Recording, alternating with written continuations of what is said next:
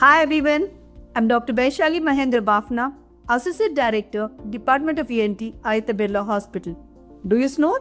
You feel snoring is normal? Snoring may seem harmless, but it can be a sign of serious health issue. More than 40% adults snore. Snoring occurs when there is obstruction in the upper airway, leading to the tissues in the throat to vibrate. Snoring when accompanied by pauses in breathing can be a sign of sleep apnea. Snoring with sleep apnea increases the risk of heart diseases like hypertension, arrhythmias, heart attack. It makes you more susceptible for stroke and diabetes. It can also affect your mental health, leading to anxiety, depression, fatigue, irritability. So what can we do? 1. Maintain a healthy weight. Avoid sleeping on a back. Avoid alcohol, especially close to bedtime. Stop smoking. If you or your loved one snores loudly and frequently, do not hesitate. Do visit Aditya Birla Hospital and feel free to consult us. We are here to help you.